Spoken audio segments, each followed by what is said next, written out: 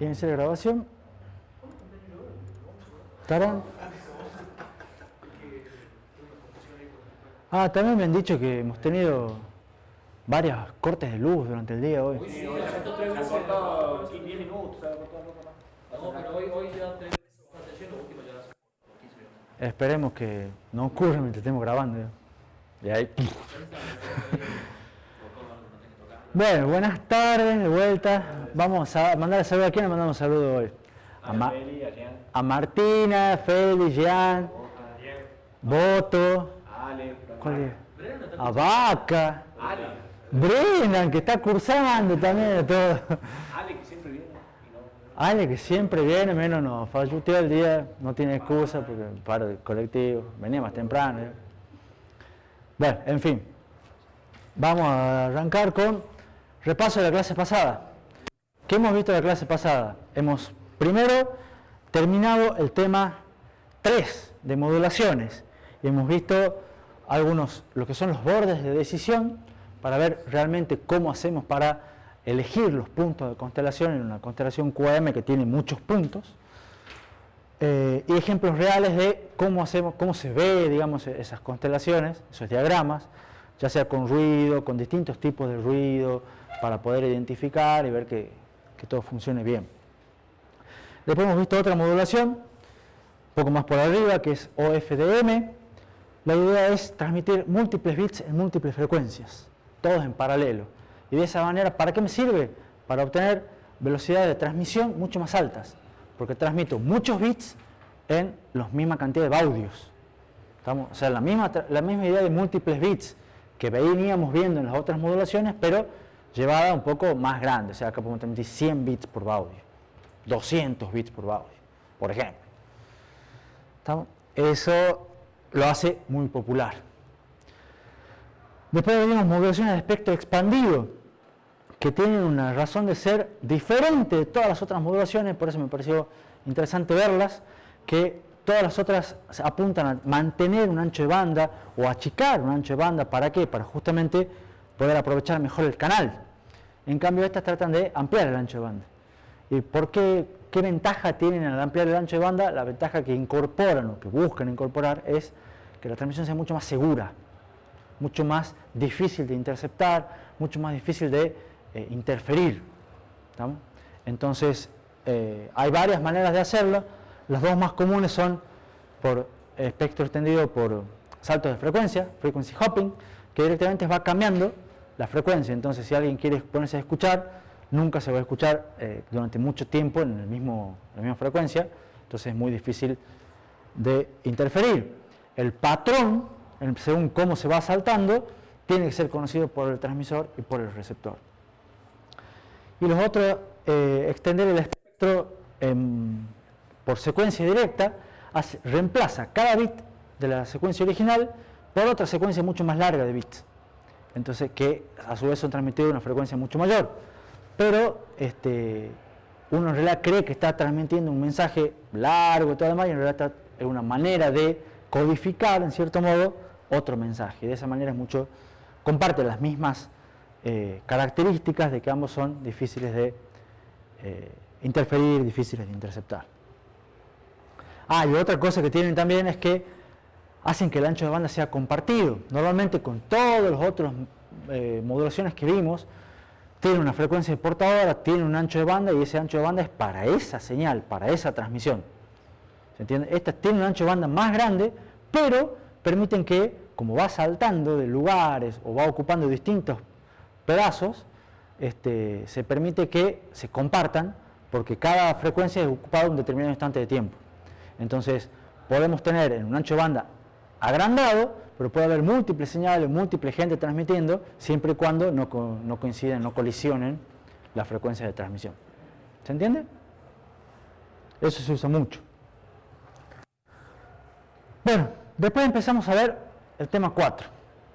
Codificación de canal, la parte que nos falta de codificación de canal. ¿Qué es la parte que nos faltaba de codificación de canal? La parte relativa a codificación, detección y corrección de errores. Entonces empezamos a ver qué son los tipos de errores aleatorios, de bits, 1, 2, 3 bits, no importa, pues son errores aleatorios, o errores en ráfagas, que tienen la característica que son consecutivos, varios bits consecutivos. Sabemos que en una ráfaga el primer y el último bit son erróneos, los del medio pueden llegar bien o no, no importa. ¿Estamos? Hoy vamos a ver algunos, sí, un par de lindos ejemplos de errores en ráfagas. Después de definir los tipos de errores, empezamos a ver un poco de terminología y algo que es muy importante, que se usa mucho en todo lo que es codificación de canal, que es en detección y corrección de errores, es la distancia mínima de Hamming. Porque Hamming es uno de los dos matemáticos padres de toda esta teoría de la codificación, que se puso a estudiar, un montón de cosas, y una de las cosas que hizo es lo que se conoce como distancia mínima. ¿Qué es la distancia mínima? Es que dado dos códigos que se van a transmitir, cuál es la cantidad de bits que la cantidad mínima de bits que cambian entre dos valores posibles. ¿Estamos? Eso implica, ¿para qué me sirve una distancia mínima de Hamming? Para poder ver cuántos errores podrían ser detectados y cuántos errores podrían ser corregidos, dado que uno envía un código, una tira de bits, y se recibe alguna otra tira de bits. ¿Estamos? Que idealmente debería ser igual a la enviada. ¿Está claro? Si no hubiera errores. Pero como los errores ocurren, la idea es, sé que voy a recibir otra cosa. Bueno, la idea es, con esa distancia mínima de Hamming se puede estimar cuántos se pueden detectar y cuántos se pueden corregir. ¿Vamos bien hasta acá? ¿Qué más vimos? ¿Cómo se hace la detección de errores? ¿Cuál es la idea fundamental para la detección de errores? Es agregar información redundante. O sea, es agregar bits a transmitir dentro del stream de bits que no son parte de los datos que yo quiero transmitir. Entonces agrego información calculada en base a los datos que voy a transmitir para que, una vez que transmite los datos y transmite esa información redundante, yo pueda hacer algún algoritmo igual en el decodificador y pueda verificar si los datos recibidos son los correctos o no. Y eventualmente, si tengo suerte, poder corregir según el algoritmo que use para codificar, para agregar esos bits redundantes, y que va a ser el mismo que lo voy a utilizar para decodificarlo en el receptor. ¿Está clara la idea? Por supuesto, en la detección de errores en general es para detectar un error. ¿Y qué pasa si detecto un error? Lo que normalmente se hace es, se pide un tipo de error de transmisión. Che, me llegó mal, mándamelo de vuelta. ¿Estamos? Hoy vamos a ver cómo se hace eso. ¿Cuáles son? Hemos empezado a ver algoritmos de detección. Hemos visto el algoritmo más simple de detección, el algoritmo de paridad, que le agrega un bit de paridad para n bits de datos. ¿Estamos? Eso es el overhead. Entonces es un overhead muy chico. No importa la cantidad de bits que yo tenga, o lo agarro en bloques de 8 bits o de 7 bits, yo agrego un bit de paridad. ¿Estamos? Entonces el overhead en general es bajo.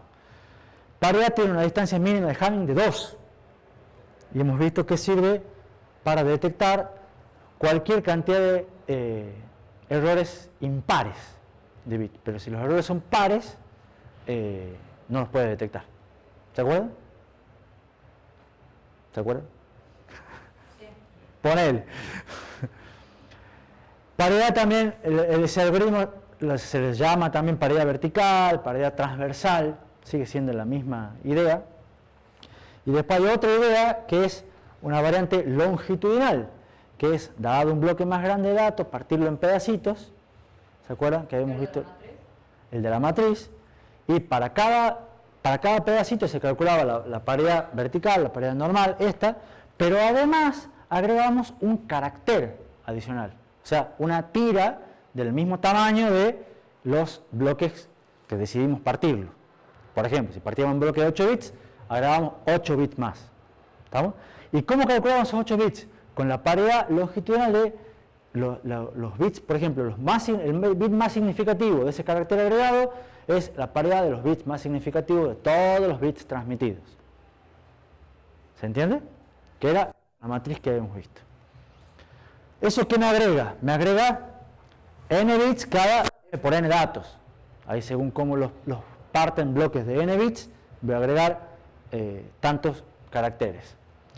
Y cuando lo uso esta variante, a la variante longitudinal con la variante vertical y utilizo la matriz y le hago una paridad bidimensional, lo que hago es aumentar la distancia de Hamming.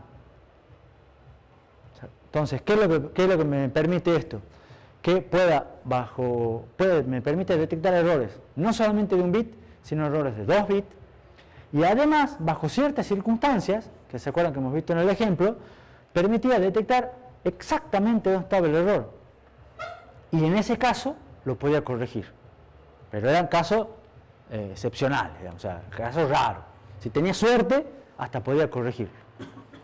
Y ahí ya nos da una pauta de cómo es la corrección de errores. Pero la vamos a dejar por un costado por el momento. ¿Preguntas hasta acá? ¿Se entiende la idea?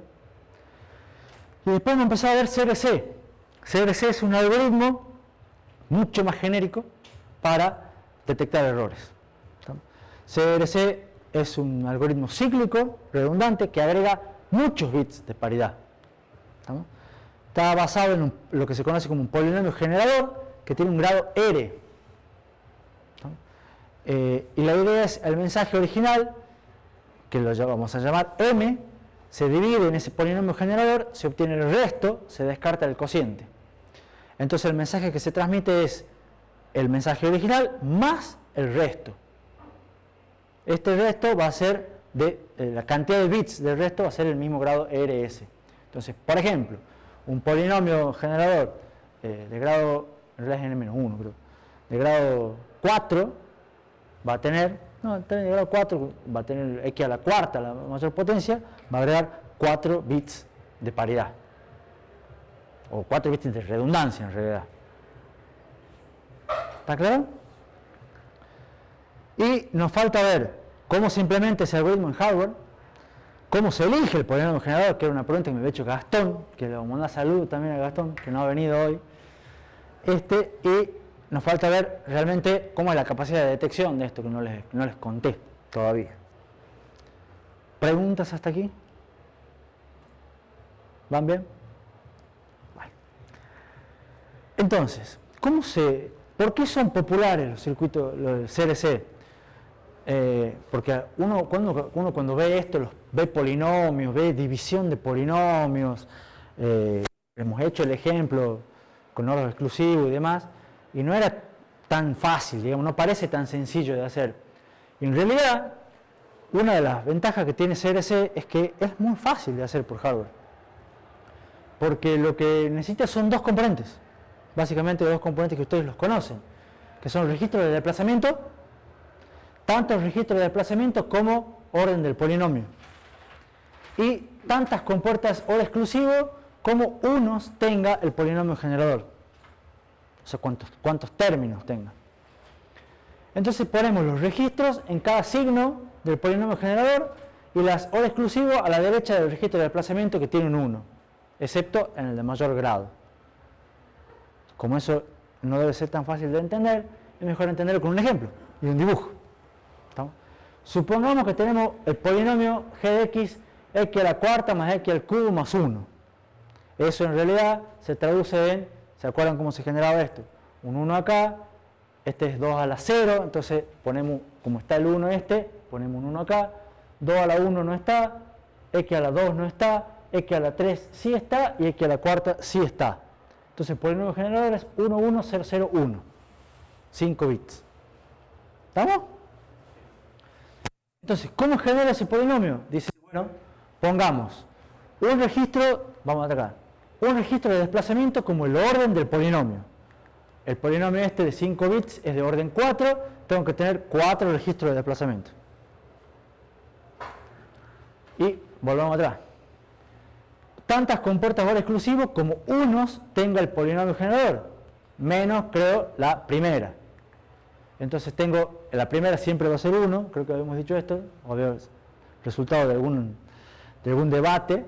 Necesito dos compuertas, excepto la primera, dos compuertas OR exclusivo más. Entonces, ¿cómo va a ser? En cada signo más pongo un registro de desplazamiento y a la derecha, donde están los 1, un OR exclusivo. Entonces tengo el más, registro de desplazamiento, acá este tiene un 1, pongo un OR exclusivo, registro de desplazamiento, acá no pongo nada, registro de desplazamiento, no pongo nada, registro de desplazamiento, porque sumar 0 es lo mismo, y el 1 pongo una hora exclusiva.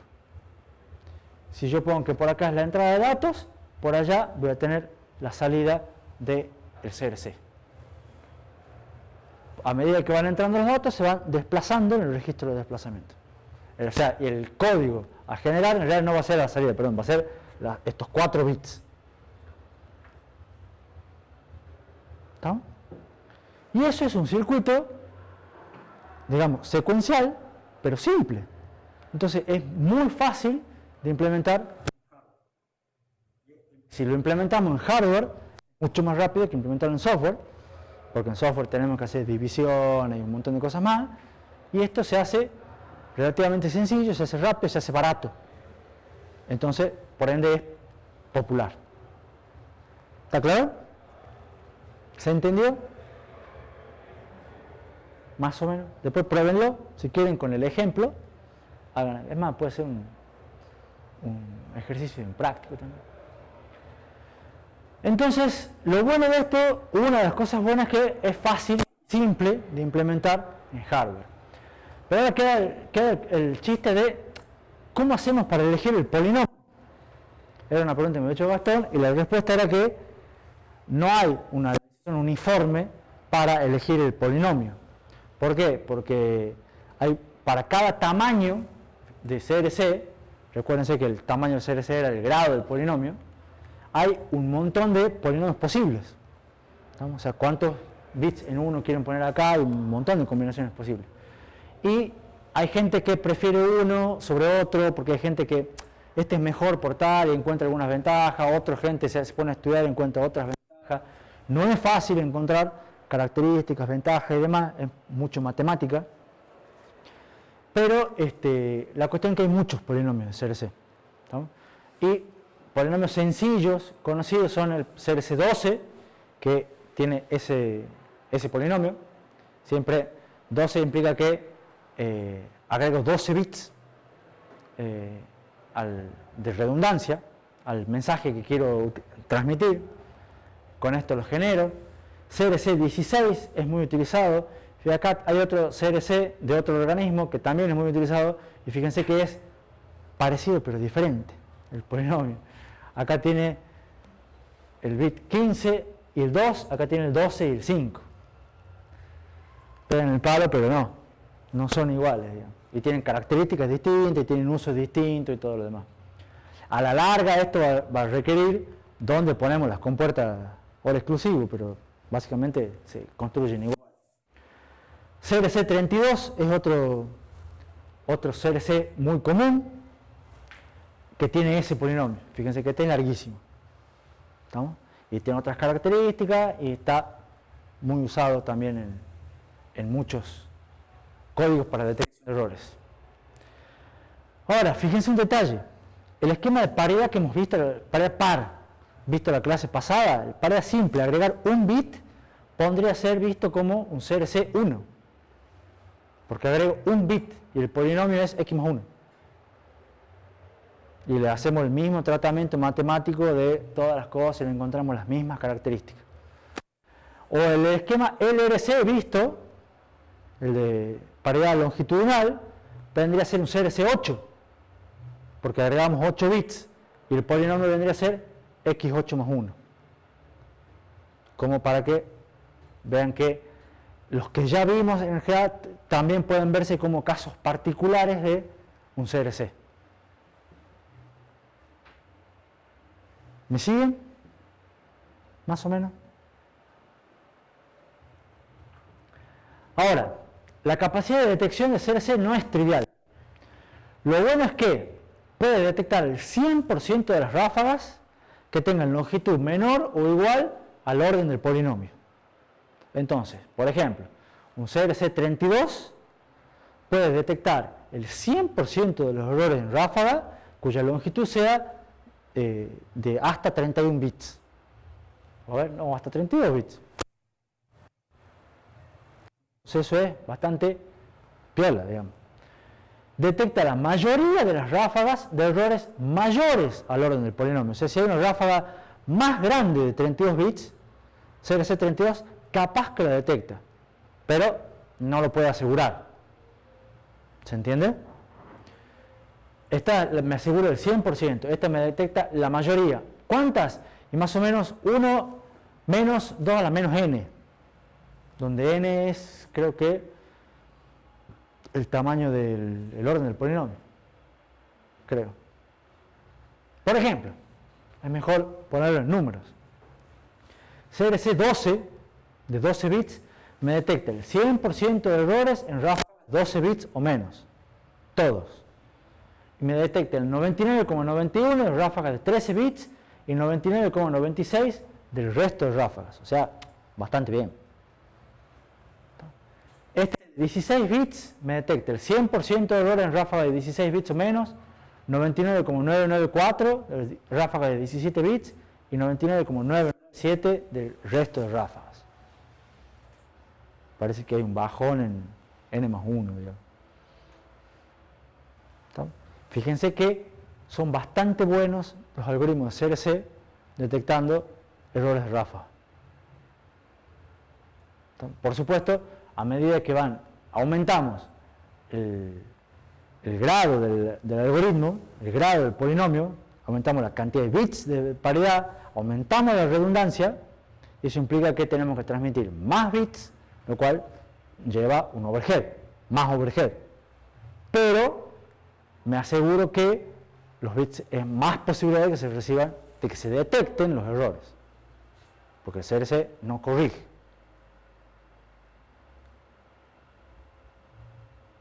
¿Preguntas?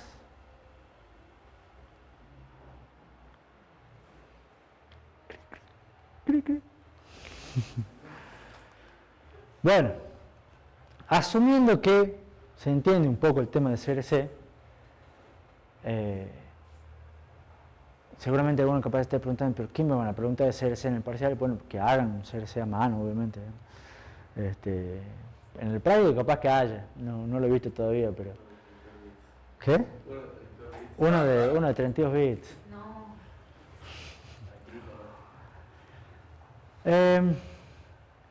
Pero bueno, de todas maneras CRC es el método de detección de errores más común. Y hemos dicho en el repaso que cuando se detecta el error, ¿qué es lo que se suele hacer? Se pide una retransmisión, ¿estamos? Porque no se corrige. Entonces, ¿qué pasa? Hay métodos para ver cómo se hace esa retransmisión también. Eso se llaman métodos de retransmisión.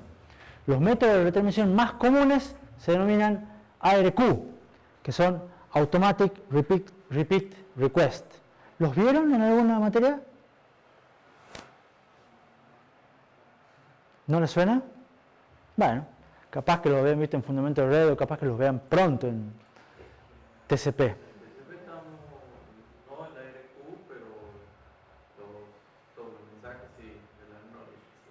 Bueno, ya deben estar cerca por ahí. ¿Ya han visto TCP, el protocolo? Ya van a llegar. Estamos viendo PVC ahora. Bueno, ¿de qué se trata los métodos de retransmisión? Básicamente son la idea básica. Yo mando un mensaje, el transmisor manda un mensaje, si el mensaje llega bien, el receptor le envía un mensaje de reconocimiento, que se llama en inglés acknowledgement, abreviado ACK. ¿Estamos? Entonces le envía un reconocimiento diciendo, ese reconocimiento de algún modo dice, el mensaje que mandaste llegó bien. Entonces el transmisor se queda tranquilo. Se queda tranquilo o manda otro mensaje. ¿Estamos? Puede ocurrir también en el caso de que el receptor reciba un mensaje y detecte que hay un error. Entonces le manda un mensaje al transmisor diciendo, che, el mensaje que mandaste llegó mal. Entonces en ese caso que llegó mal, el transmisor, listo, te lo mando de vuelta y lo retransmite el mensaje que llegó al receptor de manera errónea. ¿Estamos? Por supuesto, puede pasar que si el transmisor recibe o no recibe, porque también puede pasar que el que se pierda sea el acknowledgement, entonces a la larga no recibe y se espera un cierto tiempo, si ocurre un timeout, el transmisor vuelve a enviar el mensaje. ¿Está? ¿Cuándo se usa esto? Estos métodos de retransmisión en general son muy apropiados en caso en la capacidad del canal es muy variable o en caso desconocida. Yo no sé por dónde voy a transmitir, no sé bajo qué condiciones de ruido estoy transmitiendo. Entonces, este en general es un método de retransmisión, son lentos, son poco eficientes porque implican muchas transmisiones, muchas retransmisiones, entonces ocupan mucho el canal para transferir pocos datos. ¿Estamos? Pero uno trata de asegurar que lleguen los mensajes. ¿Estamos? Eso es lo importante. Y acá, por ejemplo, esto se usa y está puesto ahí como gran cosa, Internet. ¿Por qué? Porque cuando ustedes van a hacer cualquier tipo de transmisión, por cualquier red, no saben realmente por dónde va a pasar, no saben cómo va a ser, pero ustedes quieren que llegue. ¿Estamos? Entonces, estos métodos de retransmisión son muy usados. Probablemente los vean en TCP en pocas semanas.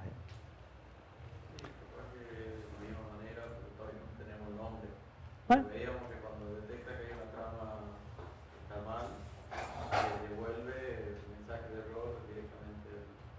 Bueno, hay tres variantes de RQ.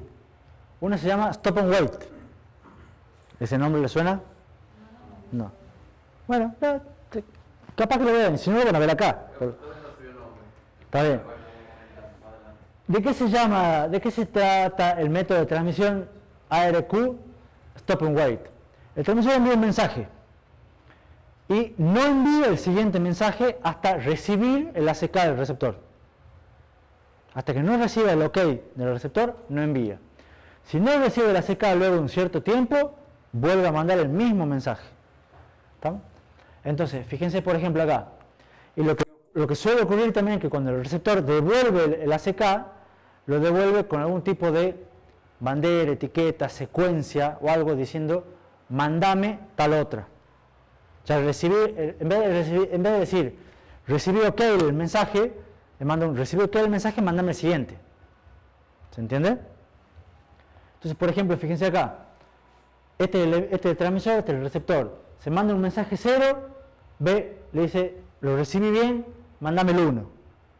Entonces, acá el transmisor manda el mensaje 1 y este dice lo recibí bien, mandame el siguiente. 2, 0, no importa. ¿Está claro? Entonces este manda el mensaje, ese mensaje se pierde. ¿Estamos? Entonces, ¿qué es lo que va a pasar? El transmisor se queda esperando la recepción. No le llega. Cuando se da un cierto tiempo, dice, che, ya me parece que no llegó. Entonces manda de vuelta el mismo mensaje. Ahí este dice, no, me llegó bien, manda la recepción. Este dice, bueno, listo, te mando el siguiente. Manda el siguiente. Este manda la recepción, pero la recepción no llega. ¿Qué es lo que va a pasar? De vuelta, este mandó y a la larga al transmisor no le llega el reconocimiento. No le llega porque la trama no llegó o no le llega porque el reconocimiento no llegó. La cuestión es que no le llega. ¿Se entiende? Entonces, sigue el mismo timeout y vuelve a reenviar la misma trama. Eso es pare y espere. ¿Estamos? Hasta que reciba el reconocimiento. ¿Qué es lo que puede pasar? Y puede pasar esto, digamos, que a la larga se pierde la ACK o se pierde la trama y el transmisor manda varias veces el mismo mensaje, lo cual ocupa el canal. El receptor puede que reciba 2 veces el mismo mensaje, porque acá, fíjense, en este caso, el receptor lo recibió correctamente, mandó el reconocimiento, pero el reconocimiento no llega. Entonces, cuando vuelve a recibir, no es el mensaje siguiente, vuelve a recibir el mismo. Entonces, el receptor a este mensaje lo tiene que descartar. Tiene que darse cuenta que es el mismo y descartarlo. Y es difícil darse cuenta que es el mismo, porque capaz que son 2 mensajes iguales. Puede pasar. ¿Estamos? ¿Qué puede pasar también? Fíjense este otro detalle. La latencia de la transmisión es mayor que el timeout. O sea, uno tiene que jugar con este tiempo, pero resulta que el medio de comunicación es tan lento, o la latencia es tan leja, porque la latencia es tan grande porque está muy lejos el receptor, que a veces el timeout es más corto, entonces el transmisor está dele mandar mensaje, los mensajes llegan bien al receptor, pero hasta que llegan, el transmisor lo manda de vuelta. ¿Se entiende? Entonces se está desperdiciando el canal con envío de mensajes que no sirven, porque en realidad llegan bien. Y ustedes dicen, ¿cuándo puede pasar eso? Piensen, por ejemplo, casos como los que estaba viendo esto se usa para algunas comunicaciones satelitales. Entonces ustedes le mandan un comando, quieren sacar una foto con un satélite que está orbitando en Júpiter. ¿Estamos? Eso demora, no sé, 3 horas en llegar el mensaje. ¿Estamos? Por decir un número, no sé exactamente cuánto. Y bueno, que si ustedes tienen un timeout bajo, van a estar de él le mandar el mismo mensaje, y el mensaje capaz que llegue bien. ¿Se entiende? ¿Preguntas? ¿Cómo se puede mejorar un poco esto? Se puede mejorar con una segunda variante de LQ que se llama Go Back N. O sea, mandame ahora de a N, de a varios, y volvé hasta que yo te confirme. Entonces, por ejemplo, es el que usa, con algunos detalles, en el cual el transmisor manda un mensaje y no se queda esperando el reconocimiento de ese mensaje. Manda un mensaje, manda otro, manda varios mensajes. ¿Estamos? El N está definido, hay algunos parámetros, etc. Y después, cada tanto, el receptor le dice, che, recibí bien hasta el mensaje X. ¿Se entiende? Y ahí, según cómo fuera el mensaje recibido por el transmisor de reconocimiento, el transmisor o sigue mandando mensajes o vuelve a mandar algún mensaje a partir del que fue el reconocimiento recibido. ¿Se entiende? ¿Alguna pregunta? Bueno, que algo me suena de esto, digamos, creo que me mencionó muy así nomás, no lo hemos visto bien ahora capaz que ese paper. ¿A dónde está en el libro de qué? De Ra. Y está en las primeras páginas, mirá. Claro, por eso, pero muy así nomás. Entonces, ¿cómo funciona este? Por ejemplo, fíjense, acá el transmisor manda el mensaje 0. No se queda esperando, manda el mensaje 1. No se queda esperando, manda el mensaje 2. ¿Estamos? No se queda esperando, va a mandar el mensaje 3. Cuando este recibe el mensaje 1, manda acá recibir el mensaje recibido hasta el 1 bien. Entonces mandame el 2. Este que venía mandando dice, perfecto, sigo mandando, manda el 3, manda el 4. Este dice, recibí bien hasta el 3, mandame el 4. Perfecto. Y van mandando y se van informando que se recibieron bien. Cuando este recibe el 4, manda el 5. Acá manda el 5 y es un error. Manda el 6. El 6 se recibe bien. ¿Estamos? ¿Qué es lo que pasa? Este le avisa, che, el 5 no lo recibí. Porque recibí hasta recibí el 4, pero el 5 no lo recibí. Entonces, este manda el 6 y manda el 7, fíjense. ¿Estamos? Pero cuando dice que recibe el mensaje de el 5 no lo recibí, manda el 5. Y después de que manda el 5, manda el 6 y manda el 7. Manda todos desde que recibió el error. ¿Se entiende? ¿Y si nunca recibe un mensaje del receptor? Sigue enviando. Hay un timeout. Hay un timeout y lo vuelve a mandar. Eso funciona exactamente igual que antes. ¿Estamos? Fíjense acá, recibe el 5, estos mensajes 6 y 7 se descartan. Acá se vuelve a mandar el 5, se vuelve a mandar el 6, se vuelve a mandar el 7. Acá digo, che, ya lo recibí bien el 5, mandame el 6, recibe el 6, recibe bien el 7, dice, mandame bien el 0, de vuelta porque vuelvo a empezar, el 8, y este no se recibe, este se pierde, este acknowledgement. ¿Entiendes? Entonces este manda el 0, manda el 1, y pasa un timeout, desde que mande el 0, es, che, ¿recibiste el 0? Y te dice, no, recibí recibí, ¿cuál viene a ser acá? A este, recibí el 7, el último que mandé es el 2 o algo así, ¿vale? Porque manda 7, 0, 1 y después, bueno, manda la 2. Porque esta la recibí bien. Ah, porque recibí todas bien en realidad. ¿Se ve? Pero este no había recibido el request, el reconocimiento. Entonces lo que dice, no, hasta acá voy bien, recibí todas bien. Ah, perfecto, sigo con la siguiente. Porque todas están recibidas bien. Lo que sí era que el transmisor no se había enterado que estaban todas bien, porque se perdió el reconocimiento. Entonces, ¿qué ventajas tiene este con respecto al anterior? Es más eficiente porque se pueden mandar más mensajes. No hay que esperar mensaje por mensaje. ¿Estamos?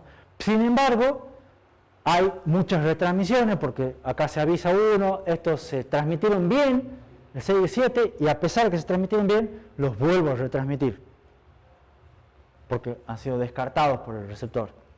¿Se entiende? Hay timeouts también que hacen que espere y deje de seguir mandando datos. ¿Estamos? Pero es mejor que la versión anterior. ¿Preguntas? El tercero y último se llama Selective Repeat, que básicamente, ¿cuál es la idea? Repite alguno específico. Acá ya es más inteligente y más difícil de implementar, por supuesto, que este, y dice, yo mando los mensajes, n mensajes sin esperar, igual que el anterior, pero de vez en cuando digo, che, mandame el mensaje, en este caso, ¿cuál era? El 5, mandame el mensaje 5 de vuelta, solo el 5, ¿se entiende? Acá era cuando no recibí el 5, descarto el 6 y el 7 y mandame de vuelta, 5, 6 y 7. En cambio en el otro, si no recibo el 5, al 6 y el 7 los recibí bien, los guardo y digo, mandame de vuelta el 5. ¿Se entiende? Porque y sigo con todos los demás. ¿Qué es lo que pasa? ¿Qué es lo que cambia este? Fíjense, este acepta recibir mensajes en cualquier orden. ¿Por qué? Porque ahora usted la secuencia puede ser 0, 1, 2, 3, 4, 6, 7, 8. Significa que tienen que implementar algún tipo de buffer, ir guardando, esperando que lleguen todos, y recién después los puede recibir en cualquier orden, pero los tienen que acomodar después igual. Entonces este es más complejo de implementar. Requiere memoria, ¿estamos? Pero ocupa mucho menos el canal de transmisión, porque pide muchas menos retransmisiones. Que esa es la ventaja. ¿Preguntas? ¿Vamos bien hasta acá? Una diapositiva más y hacemos recreo. Que no sé si vale mucho la pena, pero vamos a hacer recreo igual. Para que no se me duerma Joaquín. Todos esos métodos de retransmisión tienen las mismas desventajas. O sea, yo les he ido mostrando las desventajas particulares de cada uno y cómo los iba solucionando el otro, pero en general todos tienen desventajas comunes. ¿Cuáles son las desventajas comunes? Primero, requieren o un canal secundario para poder enviar los mensajes de reconocimiento, o requieren ocupar el canal con mensajes de reconocimiento. ¿Estamos? Como sea, o sea, en vez de además de transmitir lo que quieren transmitir, tienen que transmitir estos otros tipos de mensajes. O sea que cuando se envíe el mensaje de reconocimiento, si es por el mismo canal, se tiene que pausar Y sí, pues a menos que sea full duplex, o depende cómo lo hagas, por eso. ¿Me entiendes? O tenés que hacerlo half duplex y lo vas pausando, o lo haces full duplex y tenés que tener otro canal. ¿Entendés? Tiene que ser una comunicación ya bidireccional. Entonces habrá que ver cómo lo haces. ¿Estamos? Pero ya es más complicado. Poquito, pero un poquito más complicado. A su vez aumenta las latencias. ¿Por qué? Por las retransmisiones. O sea, esto se hace que a la larga me asegura que los paquetes me lleguen, pero me pueden demorar más en llegar. Porque se pierden los mensajes, todo, entonces tengo que descartar alguno, entonces se hace más largo el mensaje. A su vez genera, lo que hemos dicho recién, mayor congestión. Porque estoy teniendo muchas más retransmisiones, estoy transmitiendo varias veces el mismo mensaje. Entonces eso es, baja la eficiencia. ¿Está? Y además, por otro lado, además de estas características inherentes de los métodos, hay aplicaciones que requieren baja latencia. Aplicaciones que sí o sí dicen, che, a mí no me interesa que el mensaje llegue mal, pero me interesa que llegue rápido. En ese caso, estos métodos de retransmisión no son útiles, no funcionan. ¿Por qué? Porque están orientados a que el mensaje llegue bien, pero no tanto que llegue rápido. ¿Qué aplicaciones pueden tener baja latencia? Llamadas o videoconferencias. ¿Estamos? Si ustedes están haciendo ahora una llamada de WhatsApp con alguien y resulta que hay un par de píxeles que se ven mal, un par de píxeles, o aparece así, estoy yo en la videollamada y acá me parece un cuadradito raro. ¿Y ustedes, qué les importa? ¿O no? Porque a la larga se ve igual. Hay unos píxeles mal, no importa. De vez en cuando se me pixela el cosa, pero mientras se me escuche y se me ve bien, zafa. ¿Ustedes entienden? ¿Estamos? Entonces ahí es más importante la latencia que el error. El error es tolerable. ¿Se entiende? Entonces, con ciertas aplicaciones, todos estos métodos de retransmisión no sirven. O vale, no sirven. Son, en general, no se los usa. ¿Estamos? Pero entonces, hemos visto detección de errores para detectar el error. Una vez que lo detectamos, pedimos retransmisión. Y si no pedimos retransmisión, ¿qué hacemos?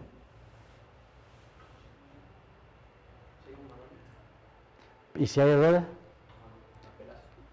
No, lo que se trata de hacer, lo ideal que dice acá es que el receptor no necesite pedir la retransmisión. ¿Estamos? Lo ideal sería que el receptor detecte el error y lo corrija. ¿Estamos? Eso es usualmente conocido como corrección de errores, y en inglés Forward Error Correction. Estuve un montón buscando por qué la F de forward, es porque en realidad se hace adelante, lo hace el receptor, digamos. Pero en realidad tiene que estar codificado para eso, o sea, no sé bien dónde sale la F, pero se lo conoce como Forward Error Correction. La idea es que yo transmito y el que está después se encarga de corregirlo. ¿Estamos? Y estos métodos de corrección de errores no son solo utilizados para transmisión de datos, sino que se utilizan en un montón de casos. Memoria RAM, memoria flash, para los pendrive, todo lo demás, discos magnéticos, RAID. ¿Se acuerdan de RAID? Algo, les comenté yo, algo creo que han visto en otra materia. Todo eso utilizan algunas de estas técnicas de corrección de errores. Algunas que vamos a ver. ¿Preguntas? ¿Hacemos un recreo? Sí, hagamos un recreo cortito y de ahí seguimos. No tiene que bajar a comprar coca. Sí.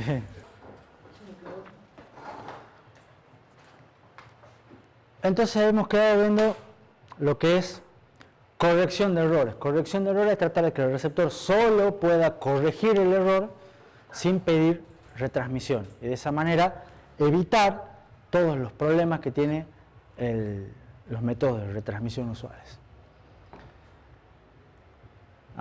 Tengo que hacer, perdón. Bueno, hay en general dos tipos. Todos los códigos de error, no todos, miento, pero la mayoría de los códigos de error existentes se dividen en dos grandes grupos. Y en realidad hay un tercer grupo. Los dos grandes grupos son, el primero se llama códigos por bloques o códigos por bloques lineales.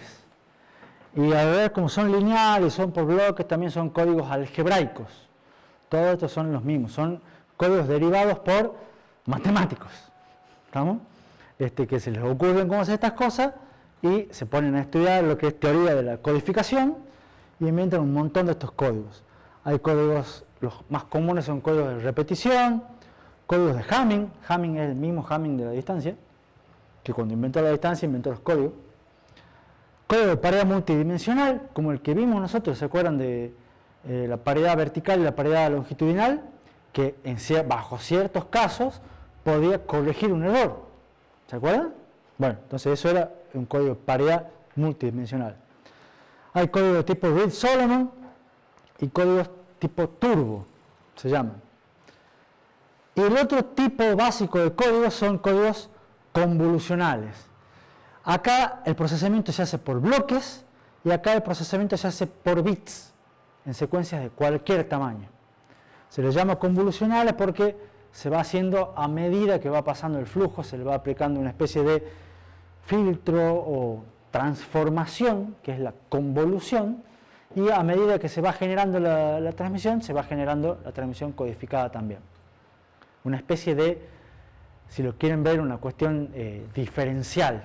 Entonces depende de lo que me va llegando y lo que me acaba de llegar, voy generando el nuevo, en tiempo real, si lo quieren ver así. Esto en realidad son por bloques. Tengo que esperar que me llegue un bloque y con ese bloque lo trabajo y hago lo que tenga que hacer. Para esto, estos son óptimos para implementación de hardware. Hay un algoritmo que se conoce como el algoritmo de Viterbi, que lo vamos a ver, más o menos, como para hacer la decodificación.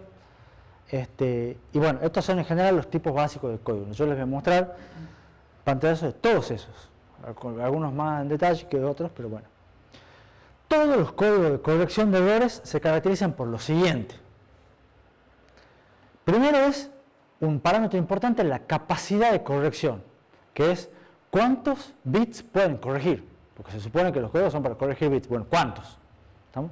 Hemos visto que la paridad, bajo ciertas condiciones, podía corregir un bit. ¿Se acuerdan? Que lo detectaba. Entonces, esto me dice, en general, cuántos, o sea, todos los códigos los vamos a medir por su capacidad de corrección. ¿Cómo hacemos para medir la capacidad? Se dice que un código con una distancia mínima de Hamming, llamada D, puede detectar como máximo D-1 errores. Y a su vez puede corregir D-1 sobre 2 errores.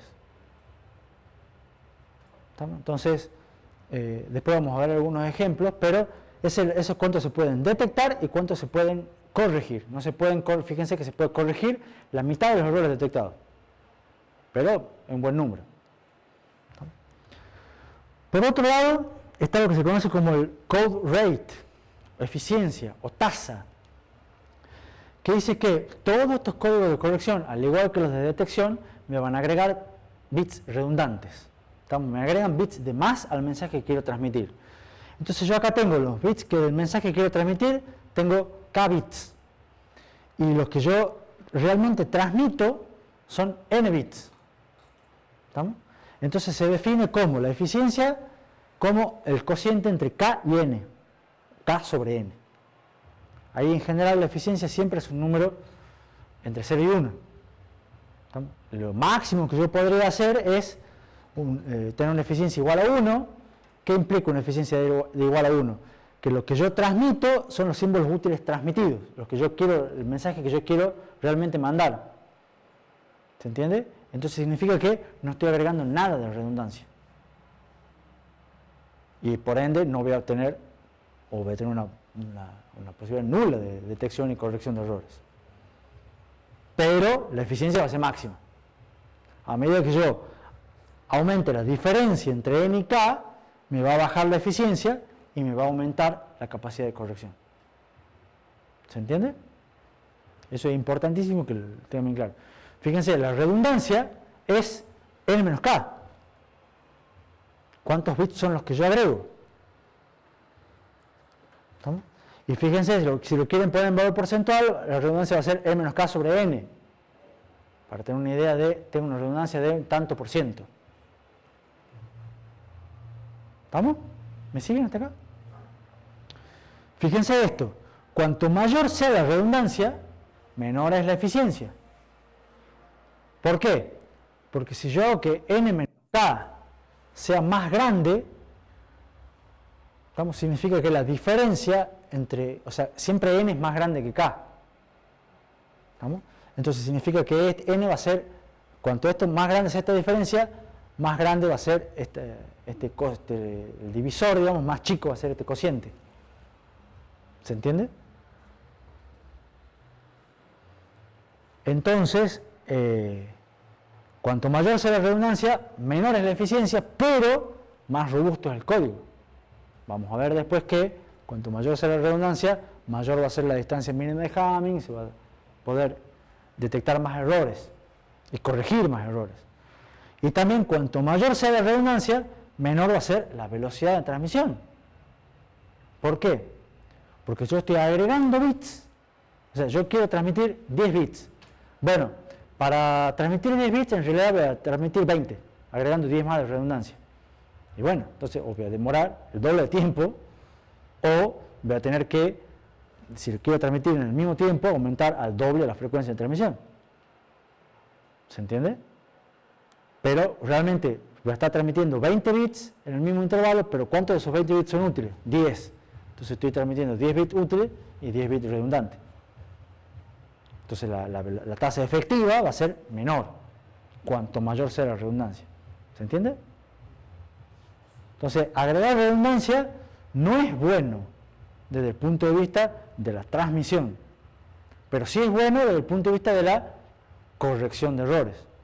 Entonces va a haber un compromiso entre cuánto me agrego de overhead y cuánto gano en la corrección de errores y cuántas retransmisiones me ahorro.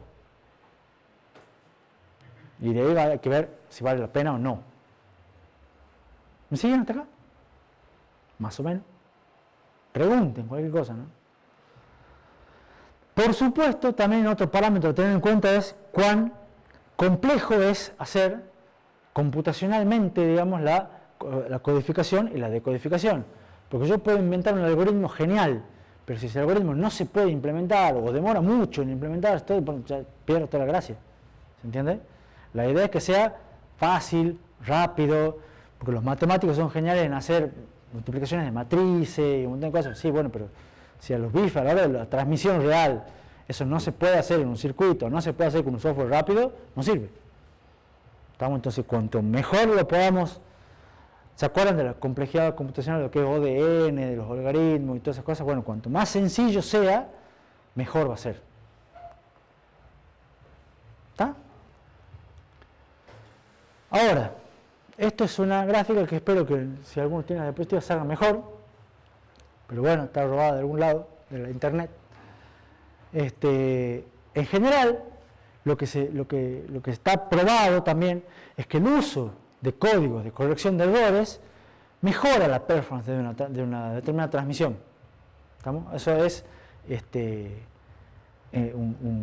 digamos una pauta general. O sea, en general convienen. Son buenos y son útiles, por eso se los usa mucho. Ahora, si nosotros graficamos, y fíjense esto es una gráfica que me grafica el error rate, o sea, más o menos cuántos errores tengo. ¿Estamos? Esto es a medida que va bajando para acá, aumenta la tasa o sea, esto disminuye la tasa de error, o sea, es más seguro, más confiable la transmisión. Y acá, en este eje tengo la relación señal-ruido. ¿Se acuerdan? O sea, cuanto más ruido tengo o más señal tengo.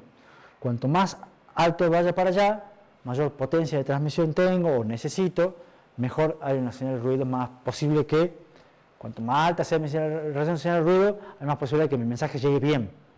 ¿Estamos? Entonces, cuando yo hago esta gráfica, normalmente me va a hacer un gráfico en cascada, que se le llama. Un gráfico que, si yo tengo una muy baja señal de ruido, si tengo mucho ruido en mi sistema, hay una alta probabilidad de errores. ¿Estamos? Y cuando tengo una alta señal de ruido, una alta relación señal-ruido, significa que voy a tener una baja probabilidad de errores. ¿Se entiende? Es más probable que mi mensaje llegue bien. Pero la relación entre esos dos puntos no es lineal, sino que tiene esa curvita en forma de cascada. ¿Está claro? Ahora, está probado que usando códigos de corrección de errores, lo que se modifica es la curva, y la curva se baja siempre. Por eso viene esta flecha. ¿Se entiende? Eso me genera ¿qué? Fíjense lo que dice ahí. El uso de corrección de errores me permite mejorar la performance dada una determinada relación señal-ruido. O sea, supongamos que yo estoy transmitiendo con esta determinada relación señal-ruido. O sea, tengo una cierta potencia, una cierta antena, un cierto cable, distancia, todas unas ciertas características que me generan, ya están fijas y dadas. ¿Estamos? Entonces, si no tengo ningún tipo de corrección de errores, voy a tener esta cantidad de error. ¿Se entiende? Y si tengo alguna corrección de errores, voy a tener una menor cantidad de errores, que es lo que se espera. ¿Está claro? Entonces, esto se supone que, dado un mismo valor en el eje este de las X, se supone que con corrección de errores tengo menos errores.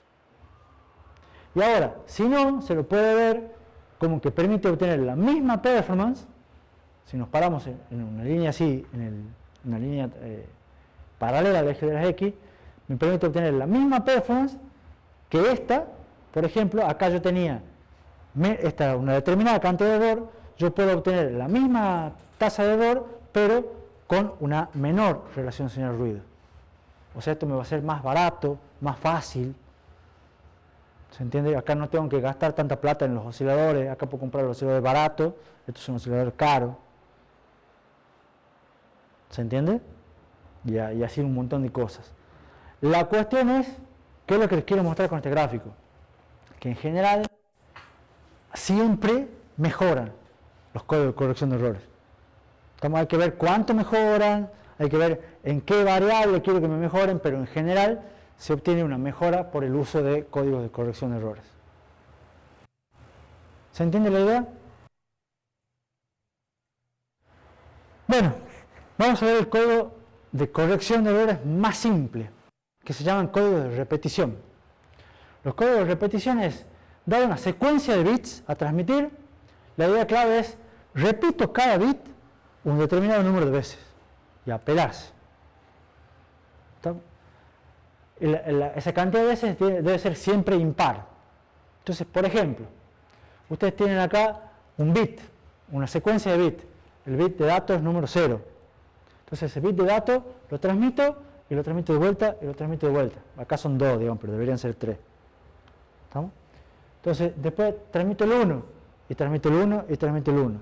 Transmito el 2 y transmito de vuelta el 2 y de vuelta el 2. Entonces, repito, simplemente.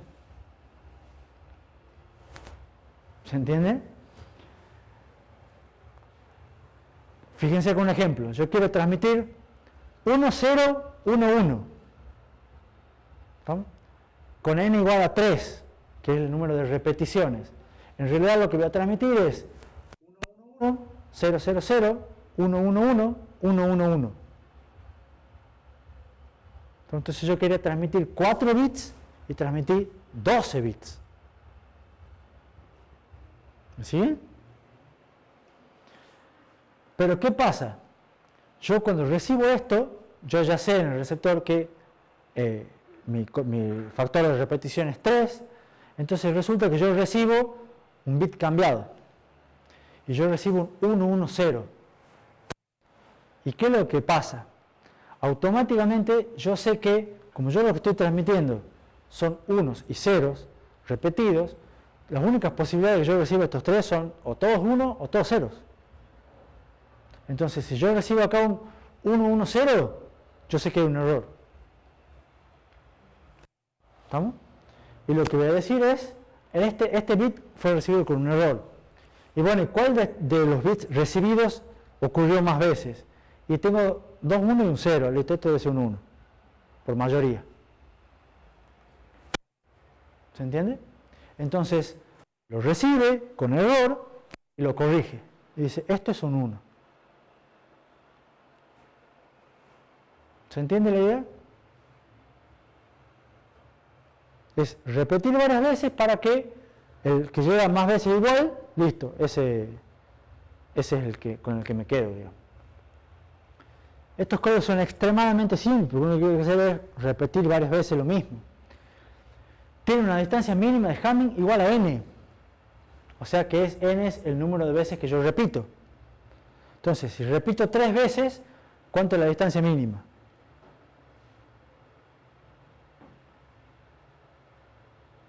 ¿Alguno que no esté tan dormido? No, n. N. Puede detectar errores, tiene una distancia mínima igual a, en este caso, 3. puede detectar errores de hasta n-1 bits. ¿Por qué? Porque a la larga, fíjense, esto me dice que es un bit, acá este bit fue recibido con error, pero puede haber sido que el 0 esté cambiado, o puede ser que estos dos estén cambiados, y esto sea un 0, ¿se entiende? Pero si estos dos son cambiados, yo lo voy a detectar el error, pero lo voy a corregir mal, lo voy a corregir como 1 en vez de como 0. Entonces, detecta el error de hasta n-1 bits, detecta errores de hasta 2 bits, con n igual a 3, y puede corregir errores de hasta 1 bit.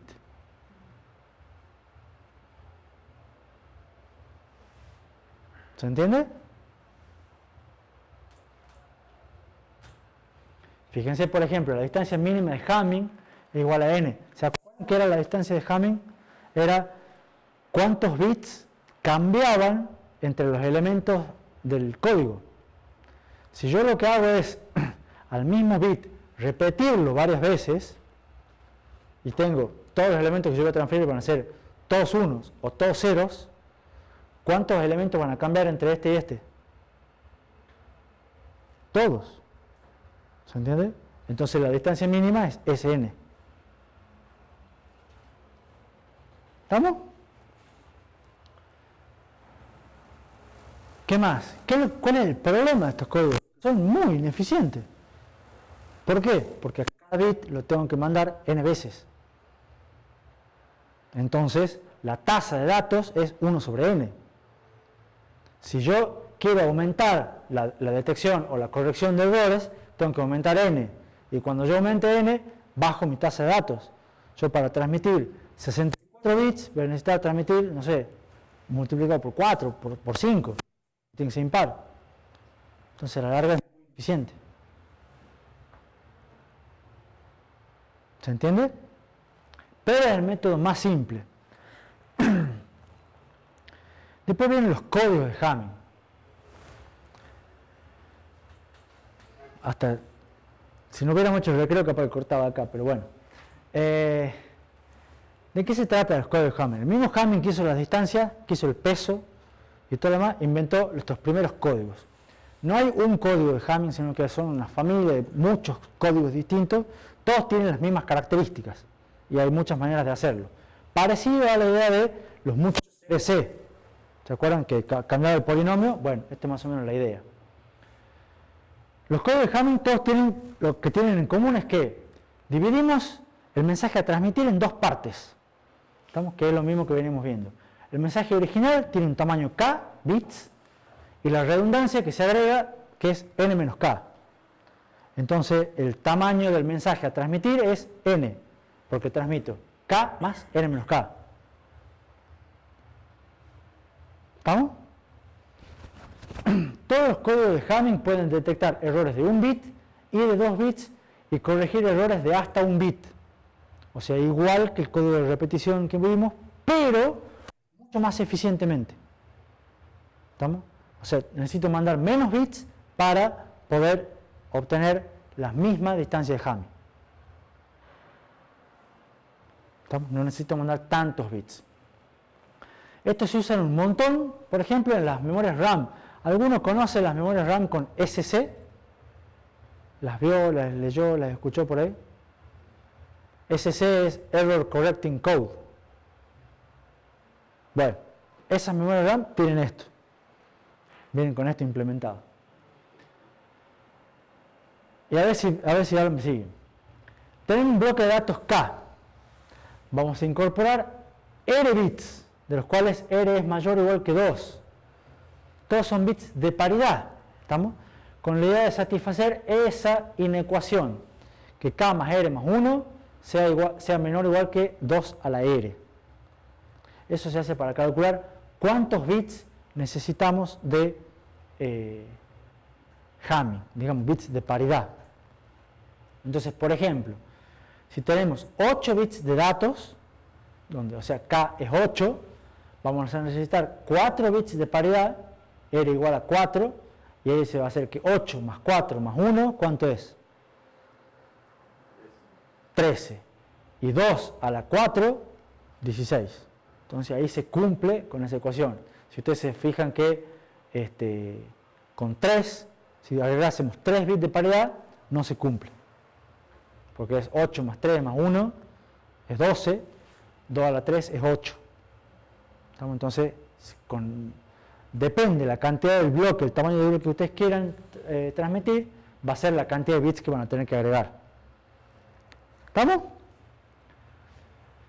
A ese código de ejemplo se le va a denominar 12,8, siempre es NK, cantidad total, cantidad de bits útiles.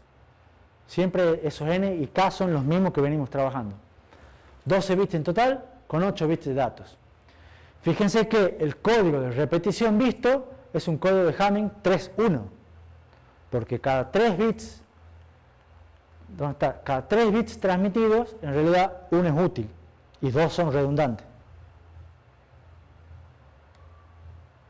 ¿Se entiende? ¿Dónde está? La paridad simple sobre un ASCII de 7 bits es un código de Hamming 8.7, de los cuales 7 bits son útiles y 8 el total más 1 de paridad, 1 redundante. ¿Estamos? ¿Me siguen un poco hasta acá? ¿Un poco? Pregunten cualquier cosa. Ahora, la redundancia son bits de paridad que se calculan sobre algunos bits de datos. Y eso está la clave de cómo se hacen los códigos de Hamming. La idea es que los bits en posiciones que sean potencias de 2, los vamos a reservar para la redundancia. Todos los demás van a ser datos. Y la idea general es lograr que un número exclusivo de todas las posiciones que contengan unos sea igual a 0. De esa manera va a ser la paridad sin errores. Eso no se entiende, eso lo vamos a ver en un ejemplo. Y lo vamos a tratar de ver en un ejemplo. ¿Sí? ¿Cómo se hace ese algoritmo? Les cuento. Primero se enumeran en binario todas las posiciones de bits del mensaje, empezando por 1.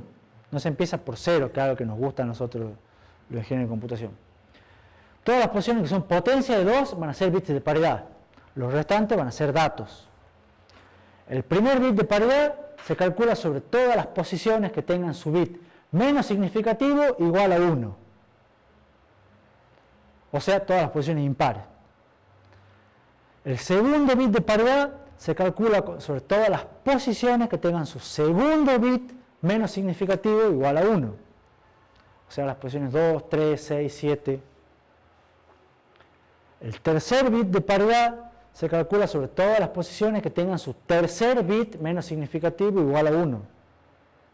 ¿Van viendo el patrón? Fíjense. Primer bit de paridad, el bit menos significativo. Segundo bit de paridad, segundo bit menos significativo. Tercer bit de paridad, tercer bit menos significativo. Esto lo hace que sea genérico para cualquier tamaño. Cuarto bit de paridad se calcula sobre todas las posiciones que tengan su cuarto bit menos significativo igual a 1. Esto es para mucha gente más fácil de ver de manera visual, con una gráfica. Entonces ustedes tienen, por ejemplo, en el ejemplo que nosotros venimos manejando, teníamos 8 bits de datos, necesitábamos 4 bits de paridad. ¿Estamos? Entonces vamos a transmitir 12 bits en total. Entonces yo vengo y pongo 12 lugares. ¿Estamos? Y digo, las posiciones de bits que sean potencias de 2, lo voy a guardar para bits de paridad. Entonces, empiezo a numerar. Fíjense el algoritmo, dice. Se enumeran en binario todas las posiciones de bit. Entonces, esta va a ser la posición 1, esta va a ser la posición 2, esta es la 3, la 4, la 5, la 6, la 7, la 8, la 9, la 10, la 11 y la 12. ¿Estamos bien? Entonces, todas las que sean posiciones, potencias de 2, van a ser bits de paridad. Entonces, acá en la posición 1, pongo el primer bit de paridad. En la posición 2, es potencia de 2, pongo el segundo bit de paridad. ¿Me siguen? La posición 3, dato. La posición 4 es potencia de 2, pongo bit de paridad. La posición 5, dato, 6, dato, 7, dato, 8, paridad. 9 datos, 10 datos, 11 datos, 12 datos. Si tuviera más, seguiría con 13 datos, 14 datos, 15 datos, 16, paridad. ¿Se entiende? De esa manera, los códigos de Hamming se generan para cualquier tamaño.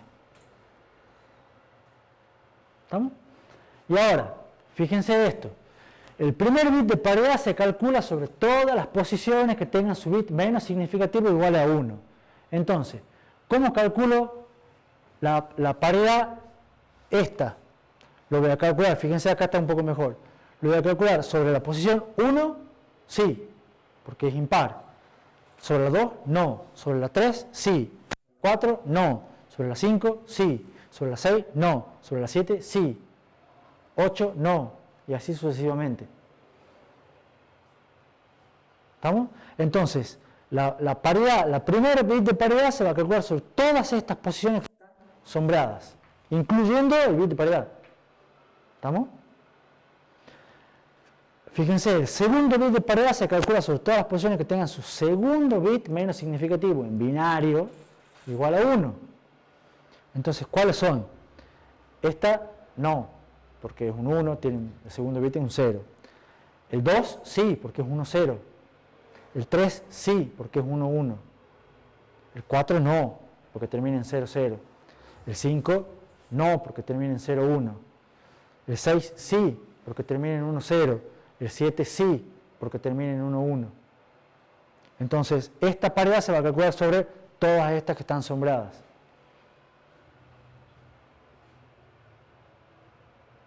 ¿Me siguen un poco la idea? Lo mismo con el tercero, lo mismo con el cuarto. Entonces, a la larga, la paridad se va a calcular sobre todos esos bits que están sombreados.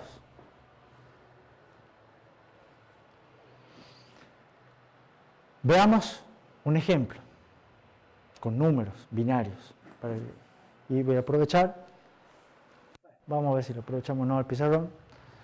Supongamos que queremos transmitir la palabra 1001, 1010 de 8 bits. Lo primero que hay que hacer es calcular cuántos bits debemos agregar en base a la ecuación anterior. Eso nos lleva a que tenemos que agregar 4 bits. Luego decimos en qué lugar van a ir esos 4 bits. Sabemos que van a ser las potencias de 2. Entonces va a ir un bit acá, otro bit acá, el bit de dato, 1, otro bit acá, 3 bits de datos más, otro bit de paridad y 4 bits más restantes. ¿Se entiende? ¿Me siguen más o menos? Y luego calculamos las paridades. Entonces, ¿cómo hacemos para calcular? Para eso va a ser mejor sí que anote. Acá, vamos a utilizar felpones. Mi dato es 1, 0, ¿cómo es? 1001, 1010.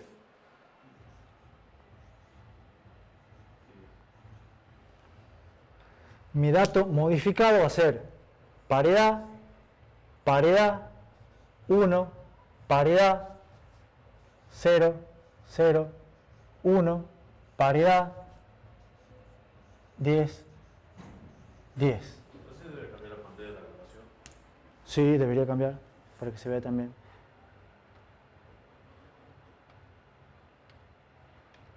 Ahí está. Gracias. ¿Qué apreté? Sí, creo que sí. Ahí está. Entonces, espera que tengo que volver a acá. ¿Se entiende cómo se generan las posiciones primero? Dado que tenemos las posiciones, me voy a ayudar del dibujito y digo, fíjense, esta paridad se calcula con todas las posiciones que siguen después, con las 4. Entonces, asumiendo paridad par ¿Qué tengo acá? ¿Cuántos unos tengo? Tengo 2, entonces acá tiene que ir un 0.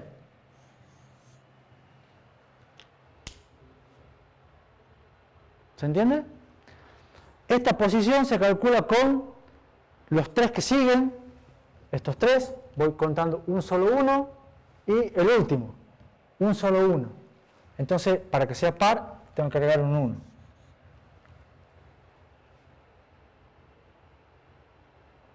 ¿Se entiende? ¿Quieren que lo vaya de vuelta? Sí, por favor. Bien. Bien por abrir la boca, Rodrigo.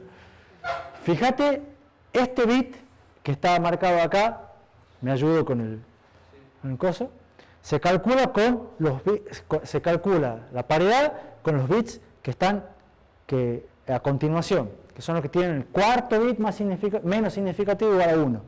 Viene a ser este con todos estos. Entonces, en estos 5, yo quiero que mi paridad sea par. Si acá tengo un 1, un 0, un 1 y un 0, tengo 2 unos. Entonces tengo que poner un 0. ¿Estamos? Este bit de paridad se calcula con los 3 siguientes y el último. Entonces tengo acá un 0, acá un 0, acá un 1, voy teniendo un solo 1 y un 0 más.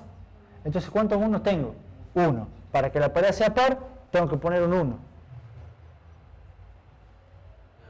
¿Me van siguiendo?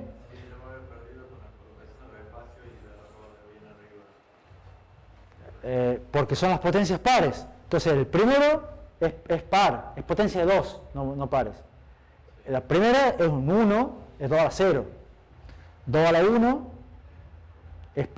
acá va paridad. Después este es 3, este es 4, va a paridad. 5, 6, 7, 8, va a paridad. A ver. El primero dice que tengo que tener en cuenta la paridad 1 más este. Tengo un 1. Salté 2 y tengo que tener en cuenta estos 2. Tengo otro 1, ya voy 2. Salté 2 y tengo en cuenta estos 2. No, salté a 2. ¿Estamos viendo el primero o el segundo? Estoy viendo el segundo. Ah, el segundo. Estoy viendo el segundo.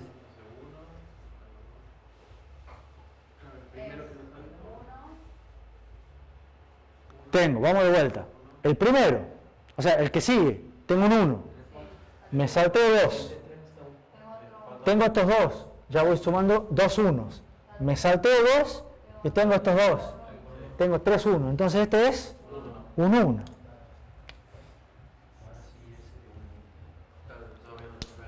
Y el primero es todos los impares. Este no, este sí, 1. Este no, este sí, sigo con 1. Este no, este sí, voy 2.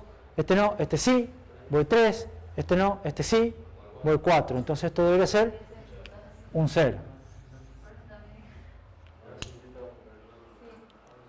¿Se entendió?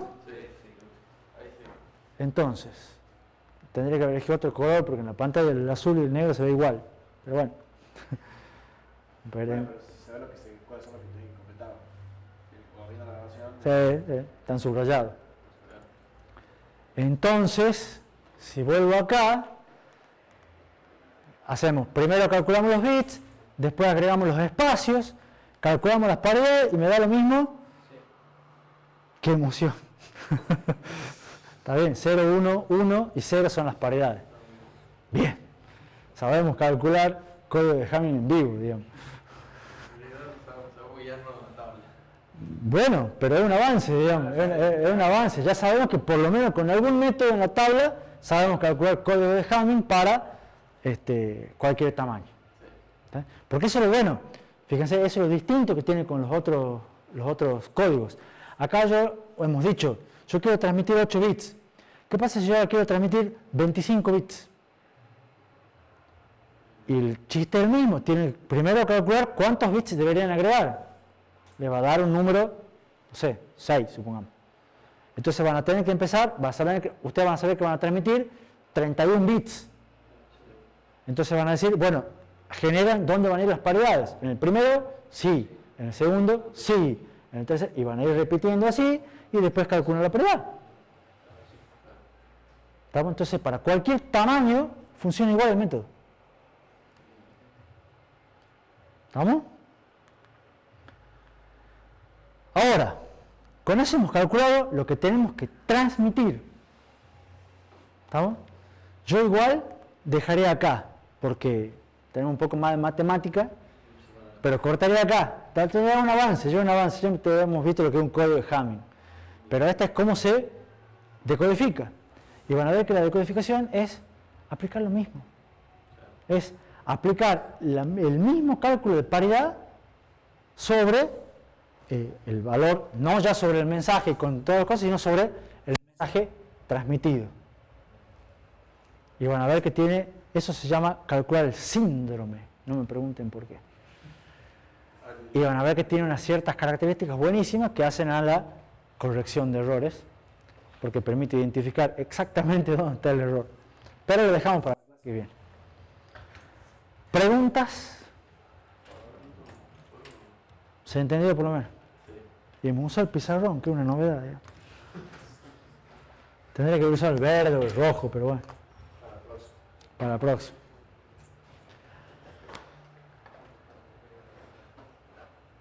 Bueno, no me queda más que parar la grabación.